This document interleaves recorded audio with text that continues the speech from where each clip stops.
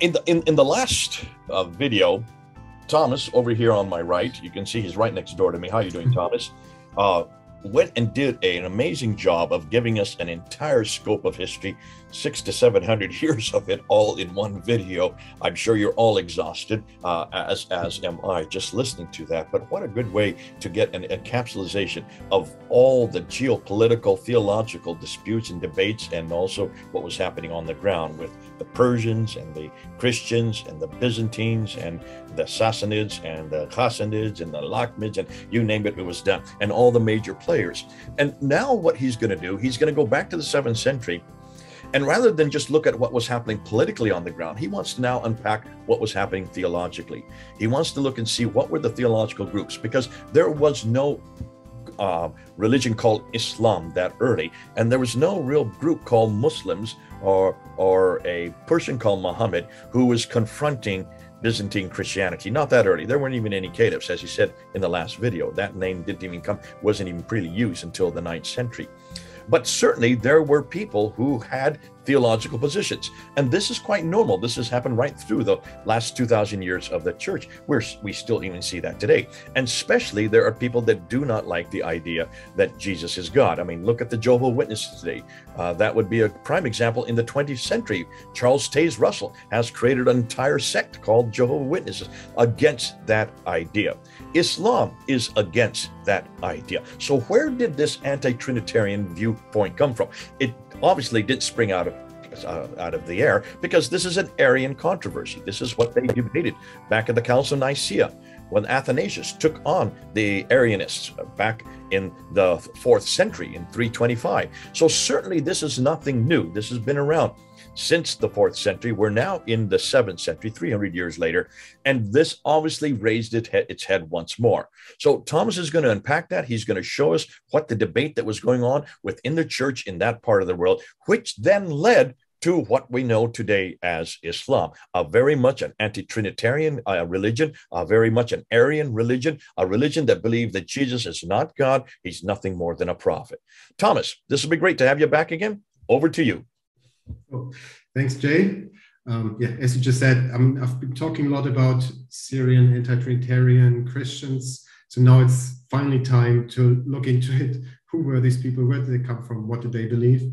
And we should go straight into our presentation, I guess.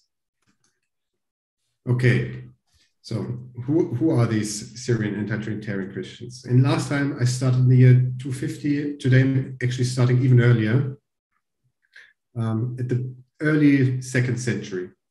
That's when we get our first glimpses into who these Syrian anti-Trinitarian Christians are, where they come from. It's still, so there aren't really any writings left, they didn't leave any behind, because they just weren't copied, and there's this survival bias, right? So what would later become the Catholic Church would obviously only copy, or mostly copy stuff that would align with their theology and not something that they would deem heretical, right? So there's this survivorship bias. So we don't have any direct sources from the 2nd century, but we can piece it together a little bit. And one way of doing it is looking at Syrian theologians of the time, even though they weren't anti-Trinitarian, but who still had this Syrian mindset, if you will, who were taught in this Syrian tradition. And one of them is, for example, the one who's on the picture right here. That's Ignatius of Antioch. He's the 3rd patriarch and bishop of Antioch after St. Peter, and he died around 115 AD. So we're really early in the church history. And even though he is not an anti-Trinitarian, there are some things that in his writings that sort of give us a hint. So, for instance, he believes very much in a theology of proving oneself. So proving oneself in the eyes of God by following in the footsteps of Jesus. So that's something that we will find out is like a very, very important part of this anti-Trinitarian belief. Also, what we see is some terms being used. So, for instance, Jesus is the servant of God. That's a title that is quite common in this early Syrian Christian community. But sort of disappears over time within the church, because it has this connotation: if you're the servant of God, then you can't be God. It still exists, even I think in the Bible today, but it's understood differently. It's not understood in that way. But in Syria, it would be understood as, well, he's a servant; he can't be God himself. Exactly.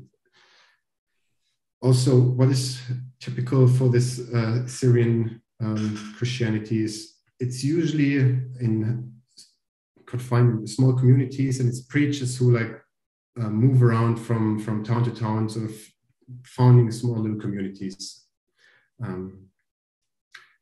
These Syrian Christians, so unlike the Greeks, at this time, basically we have sort of this Syrian side of Christianity and the Greek side of Christianity, and Greek and Latin, but we're looking at the Greeks because that's the area we're in.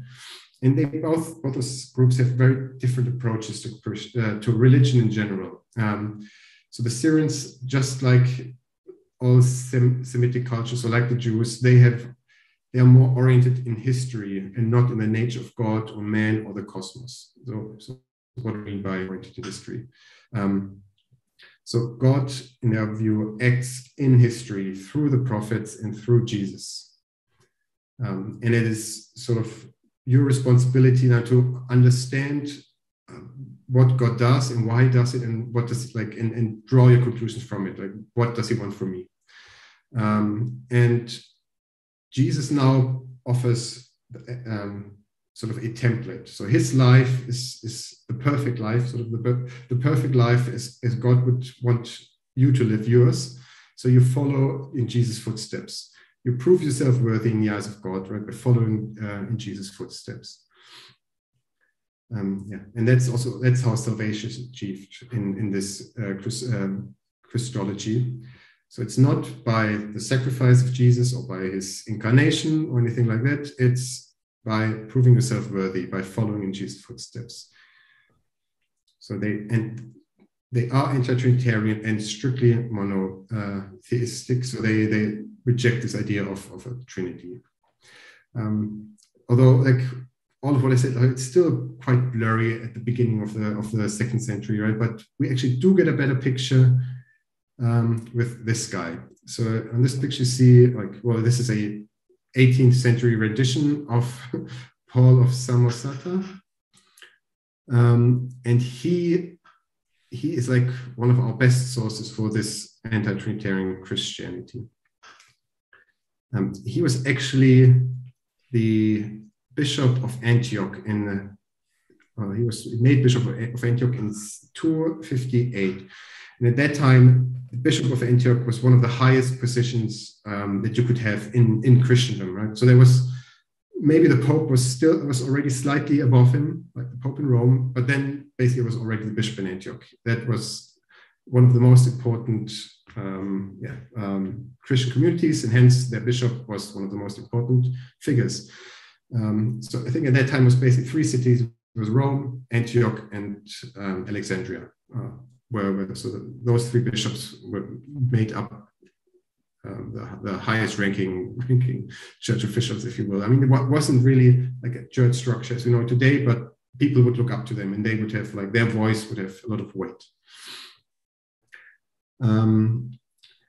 However, he was denunciated at two synods in Antioch, once in 264 and 268 for his Christology. So that tells us two things. A, he was popular enough in his form of Christianity, was popular enough to make it to the top of sort of the church in Antioch, but there was also a lot of pushback against him. He rejected a physical interpretation of the title Son of God. He believed that God is unique, and he rejected the Trinity.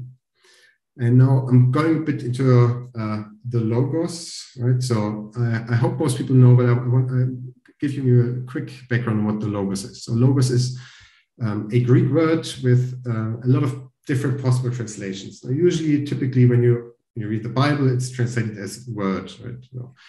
But it's not in Greek. It's not a word in the grammatical sense. That would be lexis. But still, in philosophy, this has a long tradition. So going back in the 6th century BC and maybe even before that, it was used to mean something along the lines of reason or reasoned debate.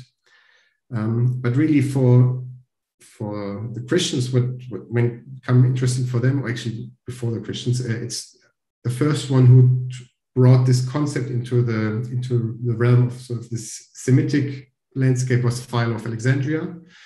He was a Jewish philosopher and sort of the post-child of Hellenized Judaism. And he followed these Platonic ideas of the distinction between perfect form and imperfect matter. So God is like the perfect form and earth is sort of imperfect matter. And there's a large gap in there which needs to be bridged. And for Philo, this bridge was the Logos. So that for him was the highest of the intermediary beings. So there are also angels and cherubs and but the Logos was the highest of these intermediary beings, and he called it the firstborn of God. And this Logos also acted on behalf of God in the physical world, and Philo identified it with the angel of the Lord in the Old Testament. As the angel of the Lord, Philo thought this would be the Logos. And Philo believed that the Logos was God's instrument in the creation of the universe. So some of those things might sound familiar, some maybe not so much. So obviously in Christianity, we have the Gospel of John, which starts with, in the beginning was the Word, and the Word was with God, and the Word was God. And this Word is the Logos, right? So oftentimes also it's not translated at all because translating it as word is sort of limiting, right? So very often it's just, you can also read it, in the beginning was the Logos, and the Logos was with God, and the Logos was God. And for Trinitarian Christians, the Logos is Jesus Christ, right? Or rather, Jesus Christ is the incarnate Logos. Exactly. But that's something these anti-Trinitarians would reject, right? I mean, they worked a lot with this term Logos. That's why I'm bringing it up. And we have those documents from the synods in which Paul was denunciated. So that's why we have a good idea of what he believed in. So Paul believed that the Logos is only an instrument of God. So similar to Philo, unlike Trinitarian Christians. He believed that the Logos inhabited the prophets and Jesus. So he says they dwell in them, but in Jesus, this connection was deeper than in the previous prophets. He rejected Jesus' pre-existence. So he's not the Logos incarnate.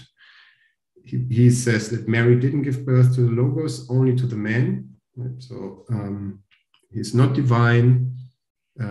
Christ became great through wisdom in his view, right? So he's like us, but better in every way. And that's why this connection to the Logos was so deep within him. So, so Jesus became the Christ in Paul's view through his obedience. And by that he means through learning the scripture, through following the law, he achieves wisdom and obedience. So it's not part of his nature. It's not that he was born divine, born as the incarnate Logos. Yes.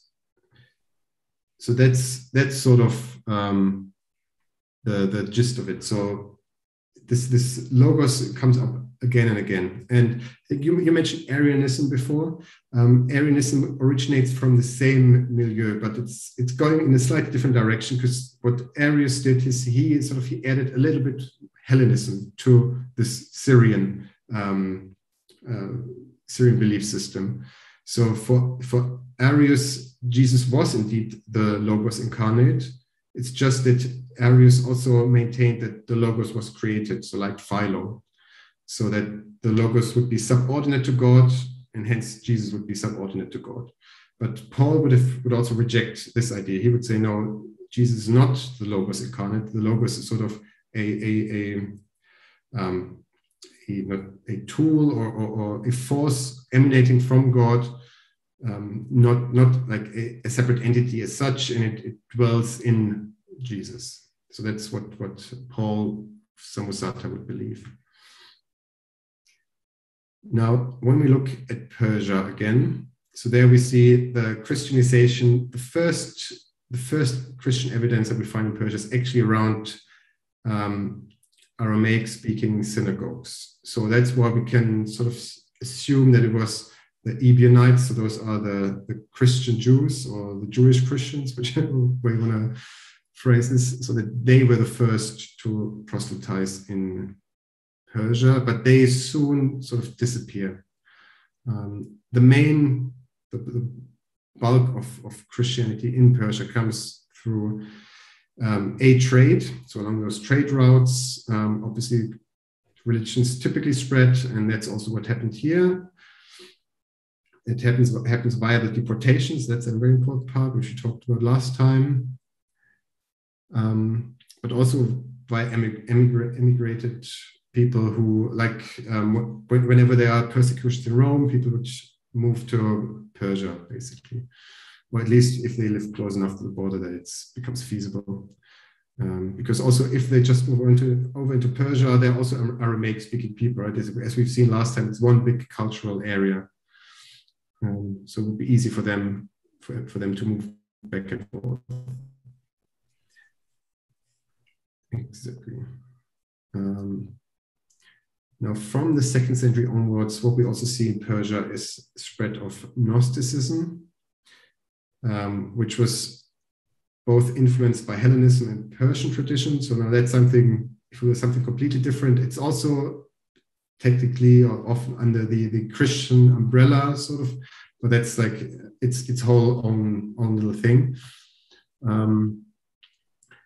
So then in the 3rd century, Manichaeism develops in Persia. That's a new synchronous religion with a lot of Gnostic influences. And it becomes sort of a main rival for Christianity for quite some time. And it actually spreads from Asia to Northern Africa and Italy. And I think that even in Spain, and they found evidence of Manichaeans. So at one point, it was really a big competitor, but then eventually it also waned away. But what's now more important for us and the development of Islam is that in the 2nd century, this radical ascetic Christian sect forms in Syria, the so-called Encratites. So they are often very anti-Jewish. They are, ascetics. So they reject the consumption of alcohol. They have very strict laws, particularly on women. So, this is a Christian sect, again, anti-Trinitarian Christian sect that forms around this time. And in that context is the Diatessaron is written. So the Diatessaron, that's a gospel. So it's it's a narrative woven out of the 4 canonical gospels, but it's like a single narrative. And it's written in Aramaic, and for the longest time, this is the only Aramaic gospel out there. So most Aramaic-speaking Christians would use the Diatessaron for centuries. Eventually, it gets banned as heretical, and then the canonical gospels are translated into Aramaic as well, but that's still centuries away, and it only affects the Byzantine Empire, not the Persian Empire. So in Persia, the Diatessaron basically is used until the end, at least by those Syrian Christians. Now, starting to 50, the Roman Emperor Decius systematically persecutes Christians. Again, many move and flee into Persia. During the 3rd and 4th centuries, Syrian and Greek Orthodox strands become dominant. So now that's in the West, however. Right, so in the Byzantine Empire, the Syrian anti-Trinitarian Christianity sort of dies out after the Council of Nicaea. For them, like after Nicaea, there's really no way to go for them. So Paulo Samosata, he was still before the Council of Nicaea. He could become bishop. After Nicaea, that would have been impossible, right? There's nowhere to go for them. So again, these people then move into Persia. or convert, I guess, but a lot of them move into Persia. And in the 4th century, we can really say that by now, really Christianity has established itself in Persia. We know of lots of bishops. It's still in the 4th century not as hierarchical. It's not as structured, not as fleshed out structure as in the Byzantine Empire, but it's getting there. It's getting there. Now, in 410, we have this Council of Seleucia Ctesiphon, which we've also talked about last time. And what this means is now the Church of the East is sort of officially separated from the Church in the West. Right? So it's separate, it's sphere, sort of, yeah. However, the Church of the East does adopt the Council of Nicaea, which means it's Trinitarian. And that's most likely a result of the Persian Christians being a mix of Greeks and Syrians. Because with those deportations, there were also a lot of Greeks or Greek Christians being deported. And up until 410, they basically had completely separate church structures. So they were not intermingling. They had the Greeks and the Syrians in Persia had their own congregations throughout the empire. And that's obviously not something that the Persian king liked. He wanted one church for Persia, which would be sort of put in opposition to the church in the West.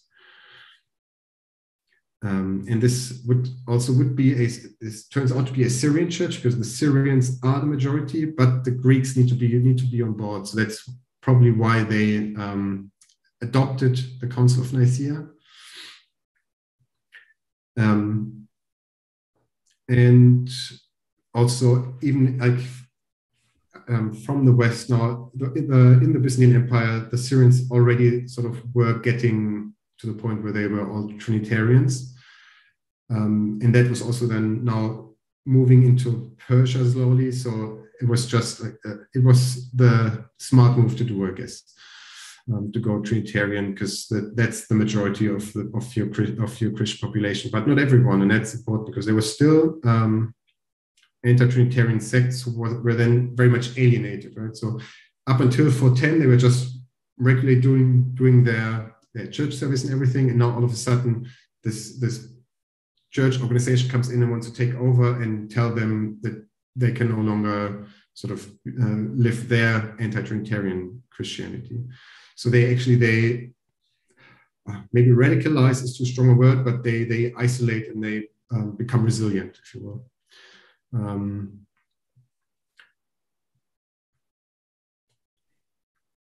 So at the same time in the West, what's also important to note is that the Byzantine Church declares this Nestorianism heretical. So Nestorianism, I guess I also need to go to that real quick. So Nestorius, he postulated that you have to separate strictly between Jesus, the man, and Jesus, Son of God, basically.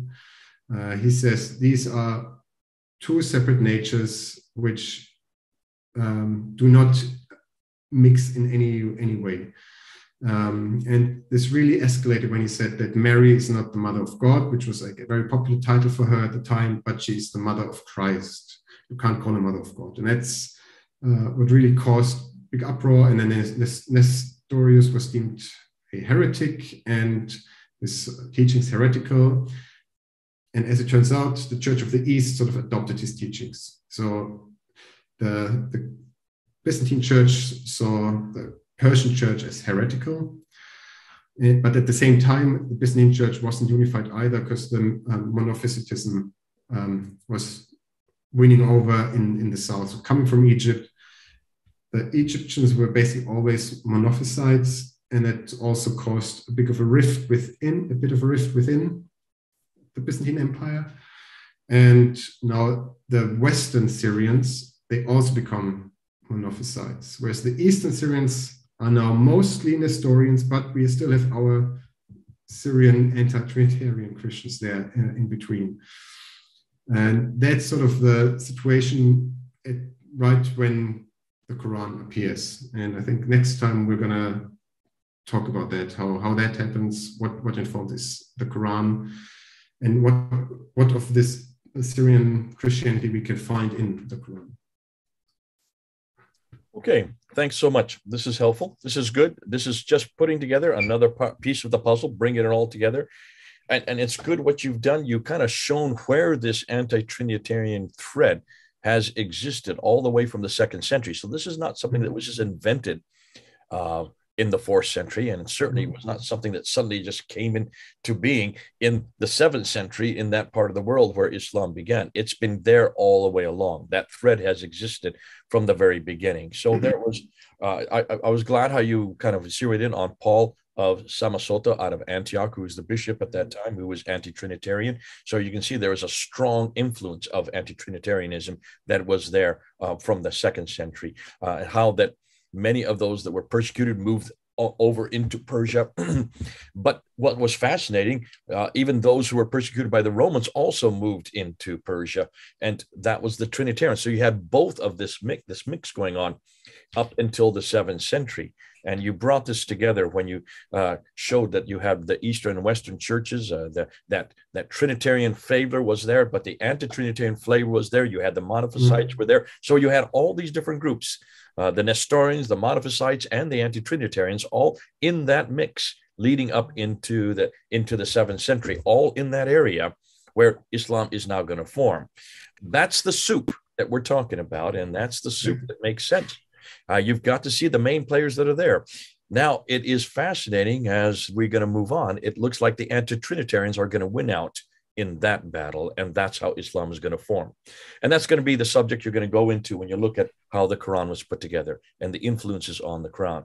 So that's for our next video. Thanks so much, Thomas. Good to have you back again. Thank you. Have you continue with this series. We'll see how people respond to it.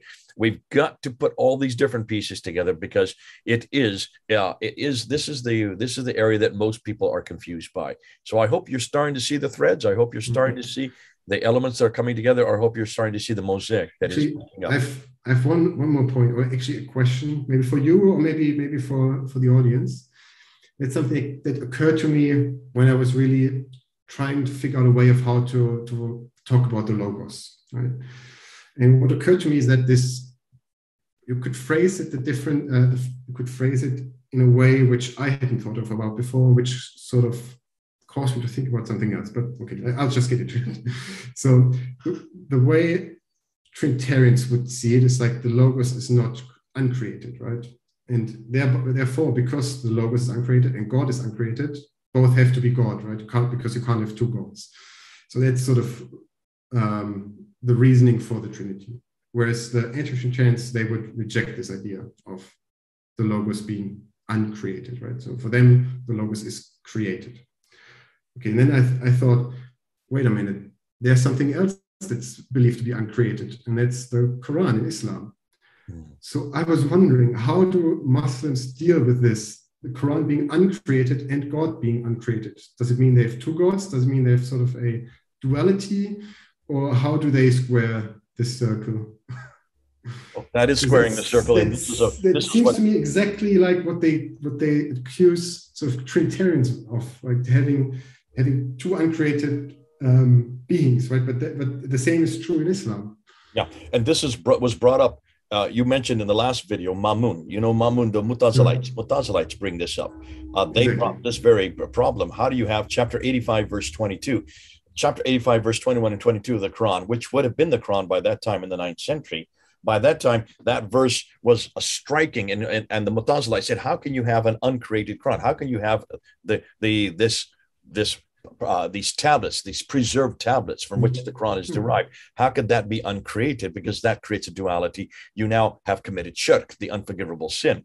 And they were eradicated. And that's why they were all killed and they were destroyed. And Ijtihad was then closed for 1,000 years. So that was a real problem. And it's still a problem for Muslims today. You cannot have an uncreated Quran, which means there's two uncreated beings, God himself and the Quran. One is an object and the other is God, coexisting together eternally, because there's no longer God as one. And so you can see why the very thing that the anti-Trinitarians are claiming about the logos, which is interesting because that's the same argument that Jehovah's Witnesses come up with when they look at John 1:1. They take out ho logos. They don't think that they don't know their Greek very well. Ho logos, the God, and they just make it to a God. And so in doing that, many times when you confront the Trinitarian formula, the very thing you're confronting, you then accidentally do yourself by including a verse like chapter 85, verse 22 in the Quran. Great stuff. You pulled it out. And I think that is one of the internal difficulties that many Muslims